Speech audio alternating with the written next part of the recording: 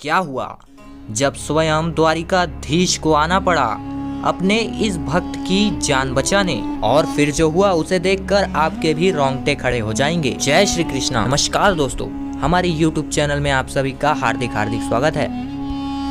दोस्तों, आज हम आपको भगवान श्री कृष्ण की एक ऐसी सच्ची घटना सुनाने जा रहे हैं। आपको भी विश्वास हो जाएगा कि आज के समय में भी द्वारिकाधीश हमारे बीच विराजमान है और अपने भक्तों की रक्षा करने किसी न किसी रूप में दौड़े चले आते हैं। दरअसल दोस्तों, हम बात कर रहे हैं बिहार के एक छोटे से गांव में रहने वाले ज्ञानचंद्र जी की, जिन्होंने हमारे साथ ये सच्ची घटना शेयर की है और बताया कि कैसे स्वयं द्वारिकाधीश ने आकर उनके प्राणों की रक्षा की। ज्ञानचंद्र जी बताते हैं कि उस दिन के बाद मेरी आस्था श्री कृष्ण के प्रति कई गुना और भी अधिक बढ़ गई, क्योंकि मुझे विश्वास हो गया कि मेरे भगवान श्री कृष्ण अपने भक्त की रक्षा करने किसी न किसी रूप में दौड़े चले आते हैं। ये बात आज भी पूर्ण रूप से सच हो जाती है। तो आइए दोस्तों, जानते हैं आखिर उस दिन ऐसा क्या हुआ जो स्वयं श्री कृष्ण जी को आना पड़ा उनके प्राणों की रक्षा करने। दोस्तों, बिहार के रहने वाले ज्ञानचंद्र जी बताते हैं कि वह एक टाइम खाना भूल सकते हैं, लेकिन श्री कृष्ण की पूजा आराधना नहीं भूलते।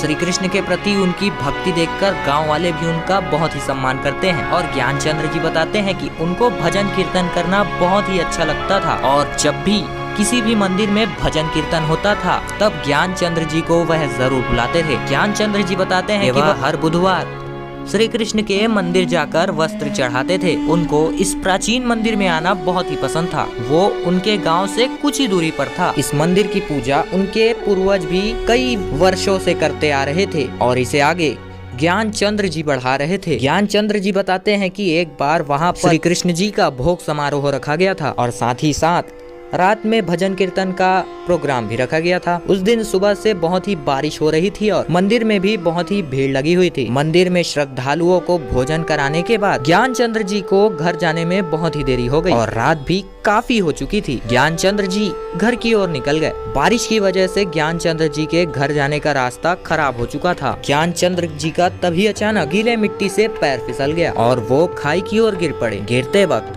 उन्होंने एक पेड़ की टहनी को बहुत जोर से पकड़ लिया, जिससे वह खाई में पूरी तरह गिरने से तो बच गए, पर ज्यादा समय तक वह खुद को संभाल नहीं सके। वह मदद के लिए चिल्लाते रहे, पर उतनी रात उन्हें कोई भी वहाँ नजर नहीं आ रहा था। अंदर ही अंदर अपने आप को असहाय मान रहे थे। उनको लग रहा था कि आज वो नहीं बच पाएंगे। फिर क्या, वह अपना आखिरी समय भगवत गीता पढ़ने लगे और अपनी आंखें बंद कर मनी मन श्री कृष्ण को याद करने लगे। कुछ ही समय बाद उन्होंने देखा कि एक बुजुर्ग आदमी उनकी जान बचाने आए। तभी ज्ञानचंद्र जी के जान में जान आई। बूढ़े व्यक्ति ने ज्ञानचंद्र जी को अपनी ओर खींचा और उनको सही सलामत घर पहुंचाया। ज्ञानचंद्र जी ने जब उस बुजुर्ग व्यक्ति से पूछा कि आपको मंदिर के पास कभी देखा नहीं, आप इस मंदिर में नए आए हैं क्या? तो बुजुर्ग व्यक्ति ने उन्हें बताया, मैं इस मंदिर में नया नहीं हूँ, कि उस मंदिर का वह देखभाल वर्षों से कर रहे हैं। और इतना ही कहकर वह वहाँ से चले गए। ज्ञानचंद्र जी सोचने लगे कि जिस बूढ़े व्यक्ति ने उन्हें बचाया है उन्हें तो उन्होंने पहले नहीं देखा, फिर उस बुजुर्ग व्यक्ति ने ऐसा क्यों बोला कि वह इस मंदिर की रक्षा वर्षों से कर रहे हैं। ज्ञानचंद्र जी जब अपने घर आकर यह सभी घटना अपने पिताजी को बताते हैं तो यह सभी बातें सुनकर उसके पिताजी भी हैरान हो जाते हैं कि जिस बुजुर्ग बूढ़े व्यक्ति की वह बात कर रहे हैं उन्होंने तो कई साल पहले